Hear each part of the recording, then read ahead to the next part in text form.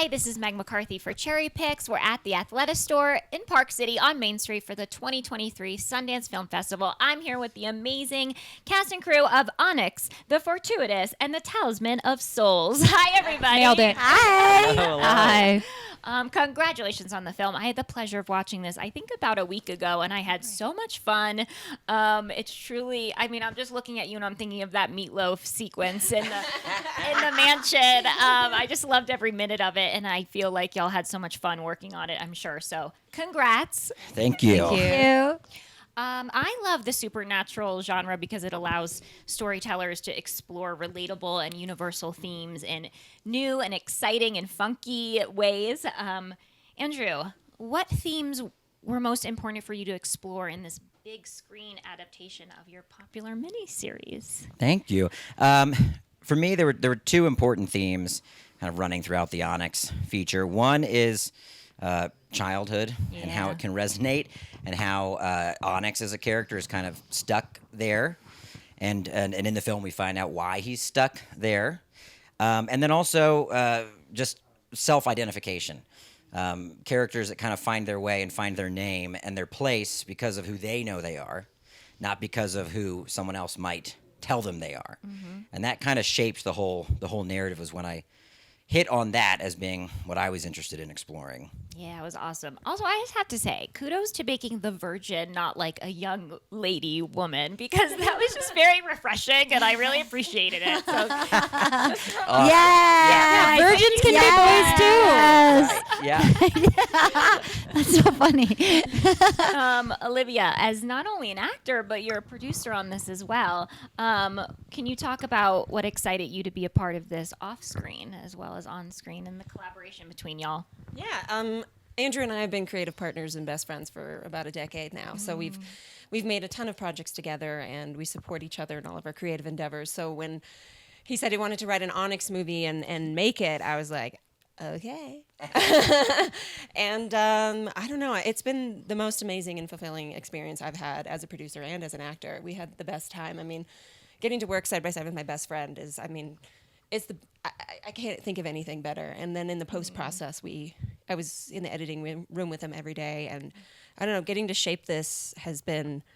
It all happened so fast. I can't believe we're already at Sundance, because I feel like we've just been in the garage editing this movie, and now all of a sudden everyone's going to see it. But it's been the most rewarding process, because he's such a good leader and he's such a talented person. So he's really easy to work with and follow. And you really, you spread your wings in this. You go through a full transformation, and it's ugly and beautiful and crazy and dynamic, and it was really exciting to watch. To these three beautiful ladies, your characters couldn't be more different from each other, but they're brought together by their shared passion, and they, as you were saying, they learn to not only accept each other but themselves, which is a beautiful process. What did working on this particular project, a shared passion that y'all had, teach you most about yourselves? I think in the moment where Farah is naming us what our kind of archetypes are, and she looked me dead in the face and said, "You're a witch." It was for Mac and for Rivka, it was a very deeply affirming experience. I literally almost cried because it was just it's something that I've known about myself, that I love witchcraft and spookery, and just to be playing that moment, I was just yeah, I actually am a powerful witch. Yes. Yeah.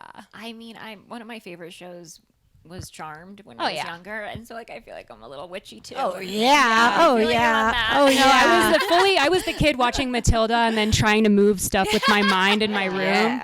So now you move us with your art. Yeah. What I loved about Jasminder is she is fearless, bold, and doesn't really give a, about what people think of her. And for me, it was great to be able to do that. I think, as women, sometimes we feel a little vulnerable, or, don't feel like we could step into our power. But Jasminder, she was power. She was the epitome of that. And for me, that was is really wonderful and encouraging. That's beautiful, and I feel like that's kind of like an overall theme of the movie. People, like everyone's stepping into their power, which is awesome. Playing Shelley. I feel choked up. It's weird. I just got very emotional watching you guys.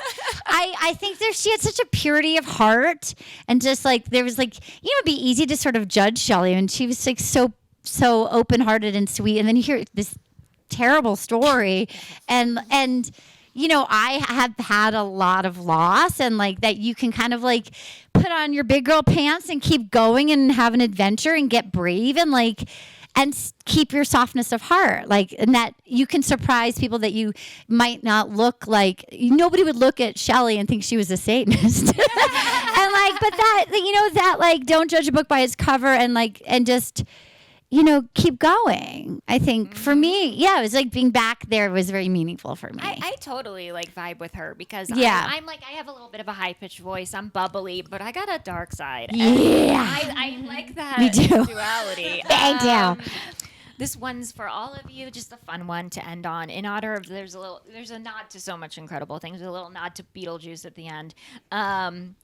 What you mentioned Matilda, but what are some of your favorite kind of supernatural films that as a kid that made y'all feel seen and accepted? I mean, it would be Beetlejuice for me. There was just something about how bombastic it was. Oh. And I remember as a kid, I don't remember what magazine it was, but where they said, Beetlejuice was going to be Batman. And I was like, I'm sorry, what? This is great. So Beetlejuice was it for me. Just that kind of, the zaniness, but still a little bit of a dark streak. There's menace, but it's a party. And that was, try to take that into the Onyx movie for sure. Yeah. I mean, Ghostbusters was a big one for me. Yeah. Ghostbusters. I thought about Ghostbusters and Beetlejuice a lot while we were doing this. And Little Gremlins.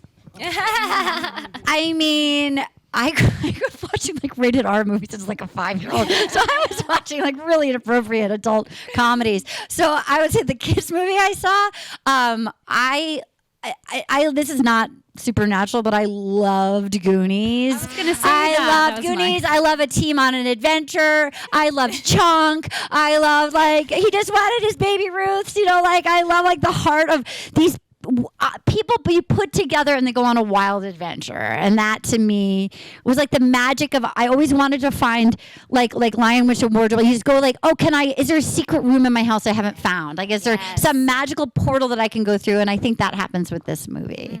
Absolutely.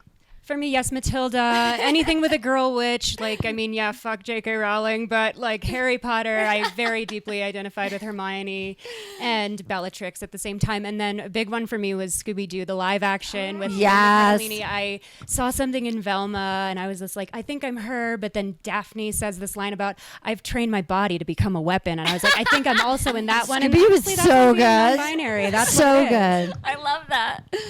Arden took my first response, which was Goonies. I've watched that a gazillion times. So good. And it was one of the movies that encouraged me to be an actor because of this. Like, I want to do that. I want to have this adventure. I want to break out of my inner shell. And so I loved Goonies. And then the other one was The Sandlot. Yes. I don't know if you remember The Sandlot. Great Just like the idea of rooting for the underdog and just, again, coming together as a team. And I just love everything about that movie. Well, thank you for taking us on an adventure with this film. It was so fun, and I loved every bit of it. So congratulations, and thanks again for your time today. Thanks for having us.